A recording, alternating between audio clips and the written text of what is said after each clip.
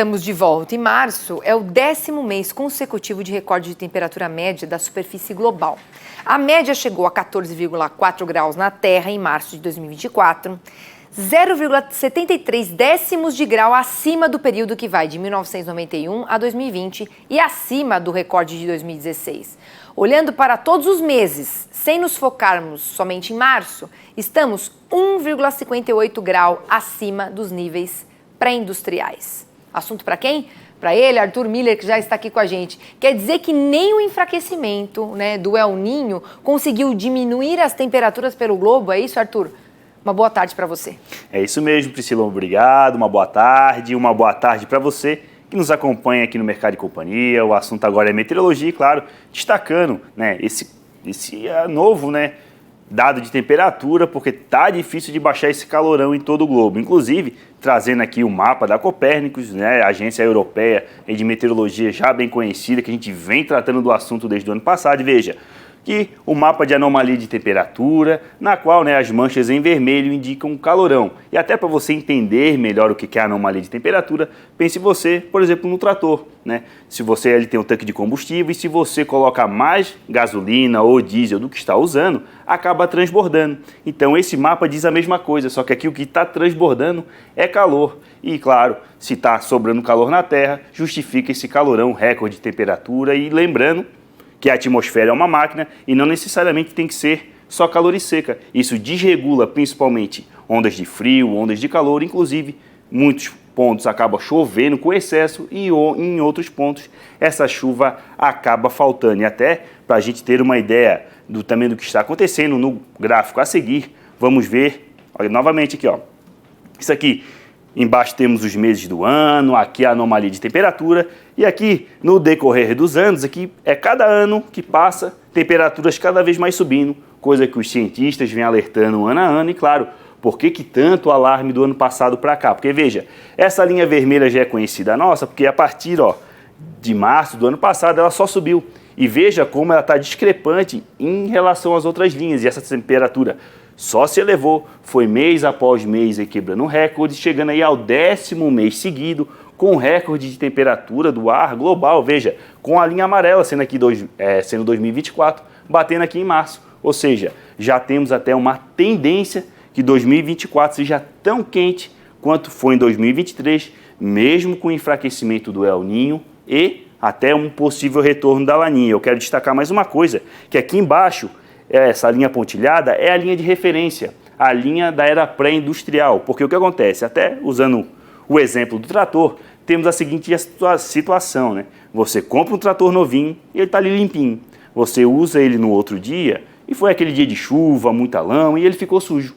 Então, aqui nós temos a situação que o trator limpinho é a atmosfera antes da era pré-industrial, porque você precisa ter um comparativo após o processo da Revolução Industrial. Então, o que acontece? Então, você sabe o que está limpo e o que está sujo.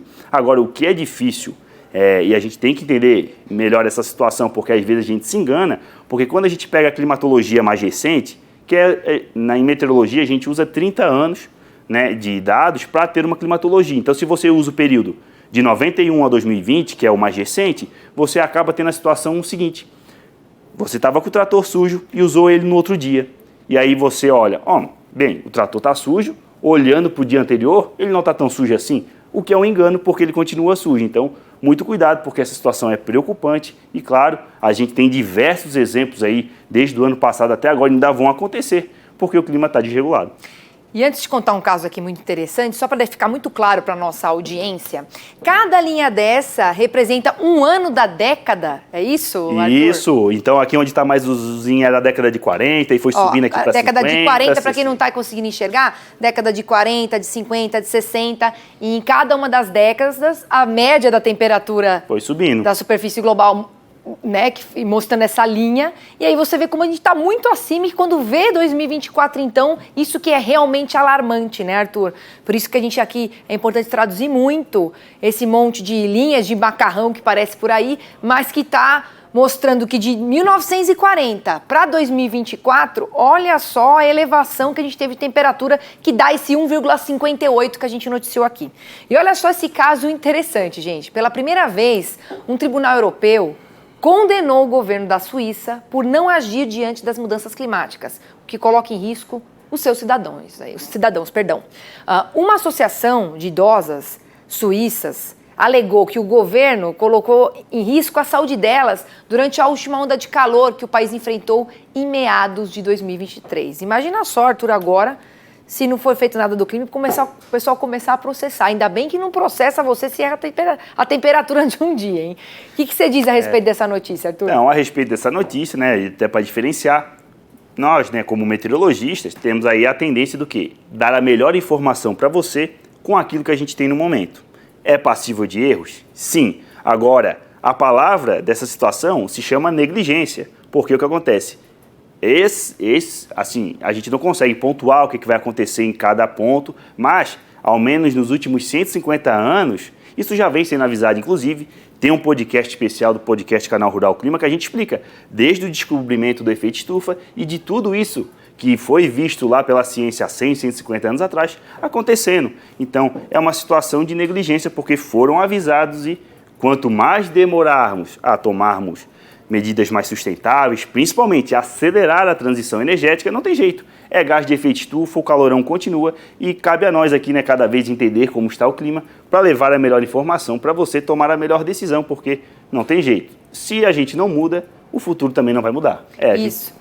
Depois, até o fim do jornal, vou passar o número exato desse podcast, que foi super interessante, esse episódio que a gente fez, sobre da onde surgiu esse termo mudanças climáticas. Saiu do nada? É da década de 80? Não é, não. Tem cientistas, como o Arthur nos contou no podcast, que já estudavam essa atuação dos efeitos, né, desses gases, né, há 150 anos. Tem cientista estudando isso há 150 anos e avisando, olha, esse tipo de emissão não contribui para a camada de ozônio, vai poder aumentar a temperatura, então é uma coisa que já é dita já há muito tempo. É que agora está muito gritante, né, Arthur, de 2023 para cá. Exatamente, porque é uma soma de efeitos. Veja, inclusive aqui com o mapa, também como se fosse ali o de anomalia de temperatura, só que do oceano. Então aqui na linha vermelha, aquele aquecimento anômalo dos oceanos que a gente trouxe, veja, também se elevando aqui, ó, na linha mais escura, ou seja, os oceanos também estão mais aquecidos. E isso, claro, é uma resposta a essas altas temperaturas. Ao longo do tempo,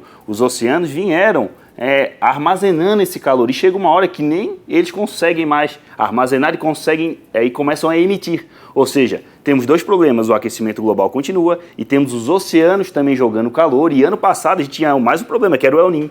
Ou seja, esses efeitos se somam, inclusive, como a gente vai ver no próximo mapa, até para destacar uma situação bem grave, que é justamente aqui, ó, o calor sobrando no Atlântico, inclusive com os Estados Unidos já alertando toda a população e tudo mais, porque se o Atlântico Norte está aquecido agora, Atlântico Norte está aquecido, temporada de furacões começa agora em maio e junho, e claro, isso é um prato cheio, é um combustível para o tipo de sistema, e isso vai causar muitos problemas lá principalmente para o pessoal da Flórida e tudo mais, porque não tem jeito.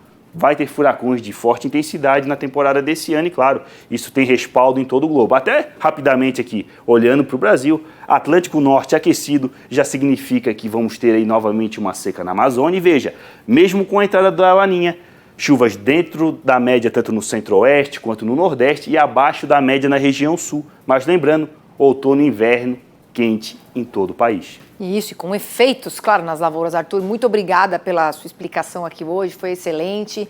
E a gente volta a falar aí ao longo da semana. Também tem podcast, quem quiser acompanhar. Depois eu vou passar os números certinhos para quem quiser ouvir de novo. Obrigada. Obrigado, Priscila. Uma boa tarde para você que nos acompanha.